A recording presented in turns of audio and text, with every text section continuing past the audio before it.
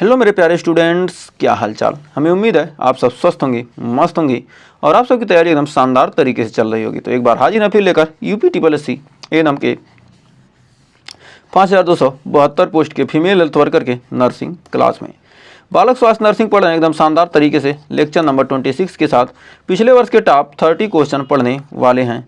एकदम zero level से शुरुआत कर रहे हैं, एकदम बेहतरीन क्वेश्चन करने वाले हैं। तो आइए सेशन की शुरुआत करते हैं और 30 क्वेश्चन करेंगे। इन 30 क्वेश्चन के आंसर देने की कोशिश कीजिएगा और लास्ट में कमेंट में बताइएगा कितने क्वेश्चन आपके सही हुए। यदि आप UP ANM, Bihar ANM, DSSB ANM या किसी भी स्टेट एएनएम की तैयारी कर रहे हैं तो सेशन शानदार होने वाला है। तो आइए सेशन की शुरुआत करते हैं। तो देखिए फर्स्ट क्वेश्चन क्या कर रहा है। कर नवजात शिशु में जन्म के समय सबसे पहले कौन सी प्रतिक्रिया देखी जाती है? पाल्मर ग्रास्प रिफ्लेक्स या बम्बिन्स्की रिफ्लेक्स या रूटिंग रिफ्लेक्स या मोरो रिफ्लेक्स? तो कह रहा है नवजात शिशु में जन्म के समय सबसे पहले कौन सी प्रतिक्रिया देखी जाती है? तो राइट आंसर हमारा हो जाएगा मोरो रिफ्लेक्स। तो मोरो रिफ्लेक्स यह सुरक्षा का संकेत होता है जब शिशु क्या होता है? चौंकता है। मान लीजिए क्या कभी कभी शिशु क्या होगा? चौंक गया। तो यह मोरो रिफ्लेक्स क्या नवजात शिशु के जन्म के समय सबसे पहले कौन सी प्रतिक्रिया होती है? Moro reflex. नेक्स्ट कह रहा IMNCI गाइडलाइन के अनुसार 2 माह के छोटे बच्चे की क्या श्रेणी होती है? लाल, हरा, पीला, नीला। तो कह रहा है यदि क्या IMNCI गाइडलाइन के अनुसार 2 माह के छोटे बच्चे की क्या श्रेणी होती है? तो ऑप्शन नंबर ए हो जाएगा लाल। तत्काल रेफरल की आवश्यकता होती है। यदि क्या हो गया? लाल हो गया। तो IMNCI गाइडलाइन के अनुसार लाल हो गया तो क्या होगा? 2 माह के छोटे बच्चे तो क्या हो जाएगा? उसे रेफरल की आवश्यकता होती है। नेक्स्ट कह रहा है 1 वर्ष के बच्चे में दांतों की संख्या कितनी हो सकती है? 6, 8, 10, 12। तो मतलब 1 वर्ष के बच्चों में औसत 8 से 10 दांत दूध के होते हैं। तो यानी राइट आंसर हो जाएगा 10। तो 1 वर्ष के बच्चे में क्या होता है? औसतन 8 से 10 दूध के दांत होते हैं। नेक्स्ट कह रहा पोषण पुनर्वास केंद्र NRC में भर्ती का मुख्य मापदंड क्या है? वजन, लंबाई, म्यूक लेस देन 11.5 सेंटीमीटर या आयु? तो कह रहा है यहाँ पर कि पोषण पुनर्वास केंद्र में भर्ती का मुख्य मापदंड क्या है? म्यूक 11.5 से क्या होना चाहिए? कम होना चाहिए। यह गंभीर कुपोषण का क्या संकेत है? नेक्स्ट कह रहा नवजात शिशु की नाल अम्बिलिकल कॉर्ड कितने दिनों में स्वतः गिरती है? 3 से 4, 5 से 7, 7 से 10 या 14? तो 7 से 10 दिन में क्या होती है? यह नवजात शिशु की नाल अम्बिलिकल कॉर्ड कितने दिनों में स्वतः गिरती है? 7 से 10 दिनों में। यदि संक्रमण न हो तो यह सामान्य समय है। यदि संक्रमण नहीं है तो क्या होगा? सामान्य समय है। यदि संक्रमण होगा तो समय अधिक भी लग सकता है। नेक्स्ट कह रहा बाल विकास का पहला क्षेत्र कौन सा होता है जो विकसित होता है? मोटर, संज्ञानात्मक, सामाजिक, भाषा? तो कह रहा बाल विकास मतलब बालकों के विकास के लिए पहला क्षेत्र कौन सा होता है जो विकसित होता है? तो राइट आंसर हो जाएगा हमारा ऑप्शन नंबर ए मोटर। विशेषकर सिर को नियंत्रित करता है सबसे पहले आता है करना सबसे पहले आता है। सिर को नियंत्रित करना क्या सबसे पहले आता है? मोटर। नेक्स्ट कह रहा किशोरावस्था में प्रजनन स्वास्थ्य शिक्षा का प्राथमिक उद्देश्य क्या है? जनसंख्या नियंत्रण, विवाह में देरी, यौन संक्रमित रोगों से बचाव या परिवार नियोजन? तो कह रहा किशोरावस्था में प्रजनन स्वास्थ्य शिक्षा का प्राथमिक उद्देश्य क्या है? किशोरावस्था में प्रजनन स्वास्थ्य शिक्षा का प्राथमिक उद्देश्य क्या है? तो हमारा ऑप्शन नंबर सी हो जाएगा यौन संक्रमित रोगों से बचाव। तो यौन संक्रमित रोगों से बचाव यह जागरूकता को क्या करता है? बढ़ाता है। तो बढ़ते हैं 8वें क्वेश्चन की तरफ। तो 8वां क्वेश्चन कह रहा भारत में 0 से 6 वर्ष के बच्चों के लिए कार्यरत प्रमुख योजना कौन सी है? RCH, NHM, ICDS या NHRM? तो कह रहा भारत में 0 से 6 वर्ष के बच्चों के लिए कार्यरत प्रमुख योजना कौन सी है? तो 0 से 6 वर्ष के बच्चों के लिए कार्यरत प्रमुख योजना कौन सी है? तो हमारा 8वें का राइट आंसर हो जाएगा ऑप्शन नंबर सी ICDS। यह आंगनबाड़ी के माध्यम से सेवाएं देती है। नेक्स्ट कह रहा लाल प्यो रूसी किसकी कमी से होता है? Vitamin A, vitamin D, vitamin C, vitamin K? तो कह रहा लाल प्यो रूसी किसकी कमी से होता है? तो हमारा राइट आंसर होगा विटामिन सी की कमी से। यह संयोजी ऊतक को क्या करता है? मजबूत बनाता है। नेक्स्ट कह रहा शिशु को केवल स्तनपान की अवधि WHO के अनुसार कितनी है? 3 माह, 4 माह, 6 माह, 9 माह? तो स्तनपान की अवधि WHO के अनुसार कितनी है? 6 माह है। बिना पानी या पूरक आहार के क्या करना चाहिए? 6 माह तक स्तनपान कराना चाहिए। नेक्स्ट देखिए अगला क्वेश्चन क्या कर रहा है, कह रहा है पल्स पोलियो कार्यक्रम किस रोग की रोकथाम हेतु है, खसरा, पोलियो, डिप्थीरिया, टिटनेस। तो कह रहा पल्स पोलियो कार्यक्रम किस रोग की रोकथाम हेतु है, तो पल्स पोलियो कार्यक्रम किस रोग की रोकथाम हेतु है, तो राइट आंसर हो जाएगा हमारा पोलियो। यह पोलियो माइलाइटिस के उन्मूलन हेतु है, पोलियो माइलाइटिस के उन्मूलन हेतु है पल्स पोलियो अभियान। नेक्स्ट कर नवजात में नाखूनों की उपस्थिति किस आयु से शुरू होती है, 20 माह, 20 सप्ताह, 28 सप्ताह, 32 सप्ताह या 36 सप्ताह। तो कह रहा है कि नवजात में नाखूनों की उपस्थिति किस आयु से शुरू होती है, तो राइट आंसर हो जाएगा ऑप्शन नंबर ए 20 सप्ताह। भ्रूण विकास के दौरान नाखून बनना शुरू होते हैं। नेक्स्ट कह रहा शिशु की पहली मल त्याग को क्या कहते हैं, स्टूल, डिफेक्शन, मेकोनियम या परसिस्टेंट। तो कह रहा है क्या शिशु की पहली मल त्याग को हम कहते हैं मीकोनियम। यह 24 घंटे में निकलता है। यह जन्म के आता है 24 घंटे में निकलता है। नेक्स्ट कह रहा 6 माह की आयु में कौन सा भोजन नहीं देना चाहिए, दलिया, शहद, केला, दाल, पानी। तो कह रहा 6 माह की आयु में कौन सा भोजन नहीं देना चाहिए, तो हमारा राइट आंसर होगा ऑप्शन नंबर बी शहद। तो शहद नहीं देना चाहिए कि 6 माह की आयु में कौन सा भोजन नहीं देना चाहिए, शहद। इससे बोटुलिज्म का खतरा बढ़ जाता है।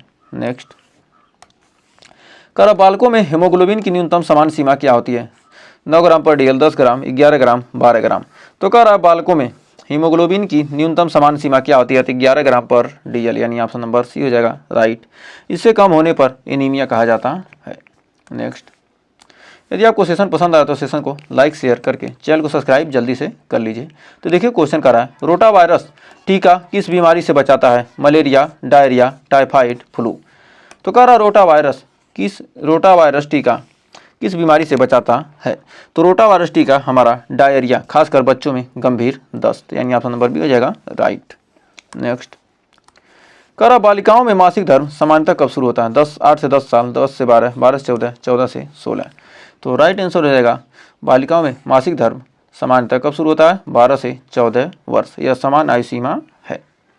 नेक्स्ट कह रहा कुपोषण से ग्रस्त बच्चा देर से किस विकास क्रिया में आता है, बोलना, चलना, देखना, सुनना। तो कह रहा कुपोषण से ग्रस्त बच्चा देर से किस विकास क्रिया में आता है, तो कुपोषण से ग्रस्त बच्चा देर से किस विकास क्रिया में आता है, तो हमारा 18 का right answer option number B चलना। मांसपेशियां कमजोर होने के कारण कुपोषण से ग्रस्त बच्चा क्या होगा, चलने में परेशानी होती है, क्योंकि क्या मांसपेशियां कमजोर हो जाती हैं। नेक्स्ट कह रहा स्नातक नर्स को किशोरियों के लिए कौन सी प्रमुख सलाह देनी चाहिए, शादी जल्दी करो, शिक्षा छोड़ो, आयरन की गोली लो, बाहर मत जाओ।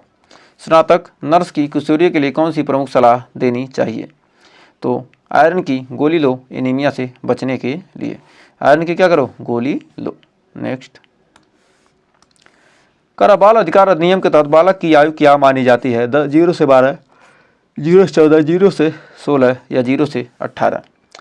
तो कह रहा है बाल अधिकार अधिनियम के तहत बालक की आयु क्या मानी जाती है, 0 से 18 वर्ष। यह कानूनी क्या परिभाषा है। नेक्स्ट कह रहा यूनिसेफ का मुख्य उद्देश्य क्या है, सैनिक सहायता, बच्चों की भलाई, चुनाव कराना, व्यापार। तो क्या यूनिसेफ का मुख्य उद्देश्य है बच्चों की भलाई। यह वैश्विक संस्था है, मतलब विश्व की संस्था है। नेक्स्ट कह रहा नवजात शिशु में हाइपोथर्मिया से बचाव के लिए पहला कदम कपड़े पहनना, धूप में रखना, त्वचा से त्वचा संपर्क, रूम हीटर। तो कह रहा हाइपोथर्मिया से बचाव के लिए पहला कदम क्या किया जाता है, त्वचा से त्वचा संपर्क, यानी कंगारू मदर केयर। यह सबसे प्रभावी तरीका है। नेक्स्ट कह रहा बालकों में रात को पेशाब करने की आदत को क्या कहते हैं, एनोरेसिस, एनिया, डायरिया, फ्लैटुलेंस। तो कह रहा बालकों में रात को पेशाब करने की आदत को क्या कहते हैं, बालकों में रात में पेशाब करने की आदत को कहते हैं एनोरेसिस। ऑप्शन नंबर ए हो जाएगा एनोरेसिस। यह मानसिक या शारीरिक कारणों से हो सकता है। नेक्स्ट कह रहा WHO द्वारा निर्धारित पूर्ण टीकाकरण की परिभाषा में कौन शामिल नहीं है, BCG, OPV, hepatitis A, measles. तो कह रहा WHO के द्वारा निर्धारित पूर्ण टीकाकरण की परिभाषा में कौन शामिल नहीं है, तो हमारा राइट आंसर होगा हेपेटाइटिस ए। यह वैकल्पिक टीका माना जाता है। नेक्स्ट, कर बालकों में सबसे पहले कौन सा टीका दिया जाता है? OPV, BCG, हेपेटाइटिस बी या DPT? तो बालकों में सबसे पहले कौन सा टीका दिया जाता है? ऑप्शन नंबर बी हो जाएगा BCG। जन्म के समय सबसे पहले दिया जाने वाला टीका क्या है? हमारा BCG है। नेक्स्ट, कर नवजात शिशु को फिजिकल असेसमेंट से में सबसे पहले क्या देखा जाता है? श्वसन, हृदय गति, रंग, रोना। तो कर नवजात शिशु में फिजिकल असेसमेंट में सबसे पहले क्या देखा जाता है? तो हमारा 26 का right answer option number A, श्वसन। बढ़ते हैं आगे। कर बाल मृत्यु दर को कम करने का सबसे प्रभावी तरीका क्या है? स्कूल भेजना, मुफ्त दवा, स्वास्थ्य शिक्षा, नियमित टीकाकरण। तो कर बाल मृत्यु दर को कम करने का सबसे प्रभावी तरीका क्या है? बाल मृत्यु दर को कम करने का सबसे प्रभावी तरीका है नियमित टीकाकरण, यानी ऑप्शन नंबर डी हो जाएगा राइट। यह मृत्यु दर में कमी लाता है। नेक्स्ट, कर बालिकाओं में मासिक धर्म से पहले की मानसिक अवस्था को क्या कहते हैं? PMS, PMT, PID या DUB? तो कर बालिकाओं में मासिक धर्म से पहले की मानसिक अवस्था को क्या कहते हैं? तो बालिकाओं में मासिक धर्म से पहले की मानसिक अवस्था को क्या कहते हैं? तो PMS यानी ऑप्शन नंबर ए हो जाएगा right. Pre menstrual syndrome. Pre menstrual syndrome बालिकाओं में मासिक धर्म से पहले की मानसिक अवस्था क्या कहते हैं? Pre menstrual syndrome. नेक्स्ट, कर बालक की वृद्धि किस उम्र में सबसे तेज होती है? जन्म के से 1 वर्ष, 1 से 3, 3 से 6, 6 से 10। तो कर जन्म के 1 वर्ष के दौरान, जन्म से 1 वर्ष के दौरान सबसे तेजी से वृद्धि होती है बालकों में। नेक्स्ट और लास्ट, कर बालकों की रोग प्रतिरोधक क्षमता बढ़ाने हेतु कौन सी विटामिन जरूरी है? D, C, A, E?